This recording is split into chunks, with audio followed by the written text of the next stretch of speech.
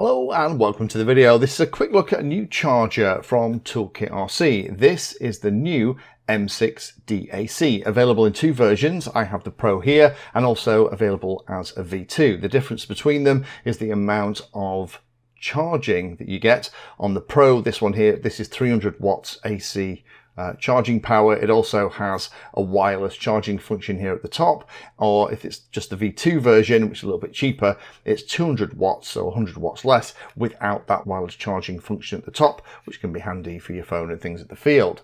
Now, I looked at the single port version of this charger when it came out back in December 2024, and I liked it. There was lots of really cool features on here. I'll put a link down below if you want to go and check that out.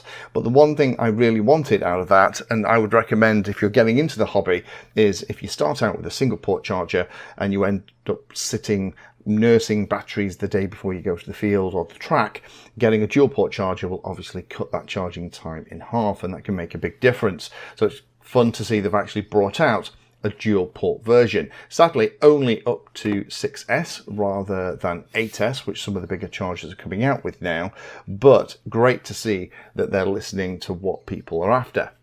Now, the highlight of the M6DAC Pro, which is this one here, internal power supply, dual outputs. It's 300 watts if you're running it on AC, or a whopping 800 watts if you're running it on DC. It's a maximum of 16 amps on both channels, or 25 amps if you're running synchronous mode, which kind of allows you to connect the two outputs together. 65 watts fast charging out the back via the USB-C port for laptop and mobile devices. Wireless charging on the top, as I've already mentioned. Again, that only comes in the Pro, not the V2 version.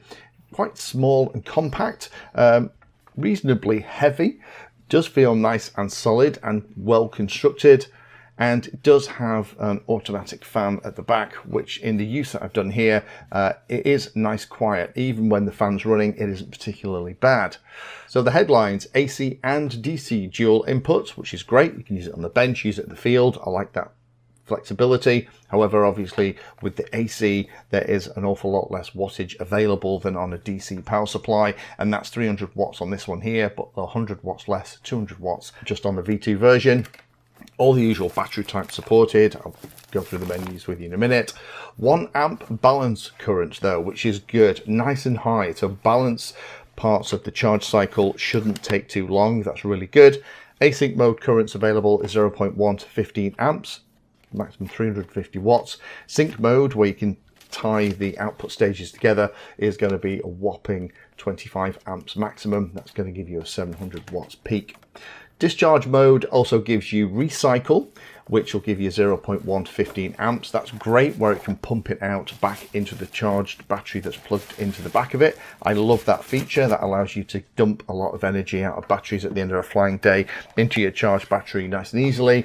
But there is a normal discharge, where it's going to discharge the battery by dissipating heat and basically have the fan running like crazy and basically act as a little room heater until the battery gets down to the discharge level you set. Maximum for that is 3 amps, which actually isn't bad. Again, that's a reasonable amount of amperage to pull. On my dedicated discharges, I tend to run at only 4 or 5 amps, so it's not that million miles away. USB charging at the back via USB-C. I would have preferred a classic USB port here. I know lots of things use USB-C these days. However, an awful lot of stuff in the hobby, things like DJI goggles, action cameras, GoPros and stuff, don't. Screen on here is very clear and easy to see. 480 by 320, 3.5 inch IPS screen. Nice metal scroll wheel with a lovely positive action. Multilingual support, 520 grams of weight, and it's 127 by 106 by 57 millimeters. So let me power it up and show you what the menus actually look like. It's pretty standard stuff. So for the purposes of the demo, let's power it from a 6S pack. This is one that I actually tend to use in my Hewing T2s. So it's got a little adapter on it, but we'll plug it in and we'll see what happens. So we get the welcome message and we get a pretty standard screen that you've probably seen on lots of other toolkit stuff. So let's press and hold the enter key. That should take us into the main menu. So we have the input settings, so power selection, power type, etc. Let's exit out of that. Press and hold it again. We've got security settings, whether or not we're using synchronous mode, we're using both outputs at the same time or not, whether it's remembering things. So there's lots and lots of settings in here that you can come into. I might change the theme start to dark because that might show up. Yeah, it does show up better on the camera. So let's exit up out of here. So we've got two channels that we can choose from. Flicking between them is done by the left-hand button, it appears, and then right-hand button is how you scroll through the main thing. Let's go for the first one. So we can see at the top, 24.6 volts input. We've got the temperature on the right-hand side. We can hit enter. We can select the battery type, LiPo, LiHV, LiFe, lithium-ion, LTO, nickel metal hydride, lead, power, UAV battery, pretty standard stuff. Keep it on LiPo. Auto the cells, and otherwise it's going to be 1 to S. We'll keep it on auto. The mode can either be charge, discharge, storage, or destroy. Great, it's got the destroy setting. That means it'll discharge it down to nothing. Perfect if your battery's come to the end of its life, you want to get rid of it. Looks like the charge stuff by default, whether or not you want balance or not, is set in that main menu, so we'll keep it at charge. End voltage, let's have a look at this. I know lots of you ask me about this when I do these reviews. So we can go up to 4.25 volts, or we can actually go down to 4.05 volts. That's great. Lots of you I know like to partially charge your batteries. So rather keep it at storage charge, you like to be able to pick. That's a reasonable range. Let's have a look actually at what it looks like on LiHV. So the end voltage can be 4.4, you can push it up or down to 4.2. Okay, so that hopefully is going to make a few of you very, very happy because you can change it. Charge current goes all the way down to 0.1 amps, all the way up. I'm on DC at the moment to 16 amps. We can decide which of the channels we're looking at through here as well. We're in channel 1. I'm just going to plug in this little 3SZ battery. This is one that's actually specifically for my Dove. So let's plug it in. So with a battery plugged in and charging, we get a status light, and I expect that's going to change as it goes through the different cycles.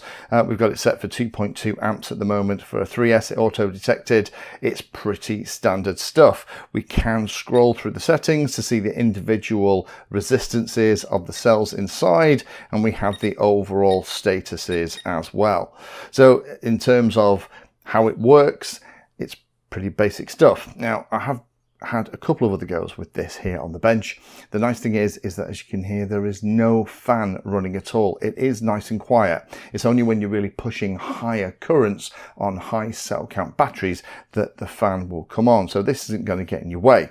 The nice thing is, of course, with being the Pro, this does mean that we have the wireless charger function, and we also have the USB-C output at the back if you want to charge other stuff too.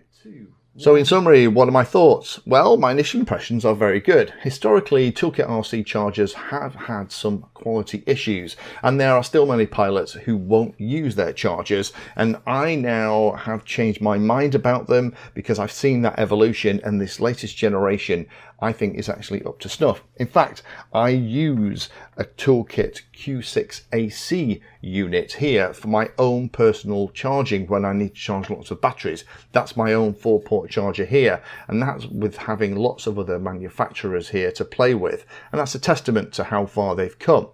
This is a capable twin-port charger that covers all you'll need for bench and field-based charging, and is a decent option for those looking to move up from that single battery charger, or potentially looking for something to keep in the bag to take to the field to run off a DC power supply when they're out there, just to top up batteries and maybe put things back to a charge storage at the end of the day. My only gripe with this is I wish they'd have included a standard USB style port rather than the USB-C stuff. I know for lots of people they won't care about that, but for me, with so many things that need that kind of plug-in, I'm going to have to try and get an adapter cable if I want to use this on a daily basis. But lots of things I have here, things like goggles, action cameras, radios and stuff, will need an adapter to plug into that to charge. So that is the new ToolkitRC M6DAC Pro. I'm actually pretty impressed. It's a pretty solid charger, and it looks like ToolkitRC are really stepping up in terms of the quality of these devices. Thank you for watching my video. Check out the playlist, and adding Pedantry 360 to your search terms will help you find my content. If you haven't done so already, please hit the like and subscribe button. It helps a lot. You can support the time I spend here answering questions and helping others by using the links in the video description.